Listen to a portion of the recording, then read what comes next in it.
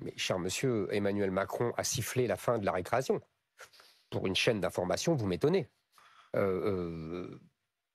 Tout ça, c'était avant qu'Emmanuel Macron dise qu'on ne renoncerait pas unilatéralement aux accords de 68 signés avec l'Algérie et qui facilitent l'immigration des Algériens.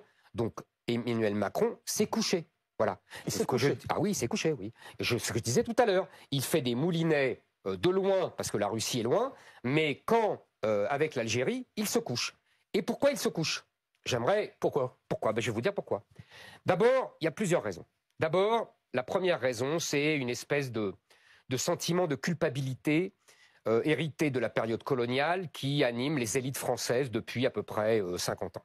Et Emmanuel Macron est la fin de l'histoire. Vous aviez dit que c'était une bénédiction, je crois, la colonisation. À une interview, vous aviez répondu à Guyane Première. Est-ce que vous le rediriez? Ah oui, je le redirai. Pour oui. vous, la colonisation, oui, c'était une bénédiction? Cher monsieur, moi, j'ai été colonisé par la France et je ne reconnaîtrai jamais assez ma gratitude à la France de m'avoir colonisé. Elle m'a donné accès à la littérature française, à Chateaubriand, à Balzac. Elle a permis à mes parents de sortir de la misère, monsieur. Et grâce à la France, nous sommes citoyens français, c'est-à-dire citoyens. Donc la colonisation d'Algérie, pour vous, c'était le mot bénédiction. Je maintiens. L'Algérie, je le répète, ce que j'ai dit chez votre collègue Benjamin Duhamel, l'Algérie était un cloaque. L'Algérie a été cultivée, développée par la France. Il y a eu des ponts, etc., des chemins de fer, des écoles, etc., etc. Aucun colonisateur de l'Algérie, parce que l'Algérie n'a eu que des colonisateurs depuis 1000 ans, n'avait fait le quart de la moitié de ce qu'a fait la France. Demandez qu'on vous montre un hôpital, une route, un pont créé par l'Empire ottoman qui a occupé l'Algérie pendant des siècles. Vous ne les trouverez pas. Question d'Amandine, justement, sur les mesures pour faire face à l'Algérie. Oui, puisqu'il y a tout un panel de mesures qu'on peut prendre face à l'Algérie sans aller jusqu'à dénoncer forcément le traité avec l'Algérie. Lesquelles vous prendriez en priorité pour essayer d'obtenir plus de laissez-passer consulaires de leur part? Je pense que moi, vous savez, je ne me focalise pas sur les laissez-passer consulaires. Je pense qu'il faut une politique globale.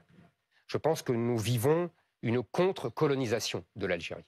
D'ailleurs, M. Tebboune l'a dit dans une interview quand il a dit que les Français devraient donner des visas aux Algériens de 132 ans. C'est la durée de la colonisation française, 1830-1962. Donc il faut faire face à une contre-colonisation. Et c'est pour ça que je vous disais, il faut lutter contre ce sentiment de culpabilité, il faut lutter contre ce sentiment, cette peur de la rue arabe, des banlieues qui pourraient... Non mais là on pourrait vous rétorquer, Éric Zemmour, que vous aussi vous faites des moulinets. Concrètement, qu'est-ce que vous voulez faire? Pas du tout, parce que moi, je mène d'abord le combat culturel et ensuite, je prends des mesures. Alors, si vous voulez des mesures, je vais vous les donner. Premièrement, je supprime le traité de 68. Je romps unilatéralement le traité de 68 qui facilite l'immigration des Algériens. Deuxièmement, je romps également l'accord de 2007 qui permet à tous les détenteurs, et Dieu sait s'ils sont nombreux parce qu'ils les donnent comme des barres de chocolat, les passeports diplomatiques aux dignitaires algériens et à leurs familles. Ils n'auront plus le droit de rentrer facilement en France. Troisièmement, je donne autant de visas aux Algériens qu'ils ne donneront de laissez-passer consulaires.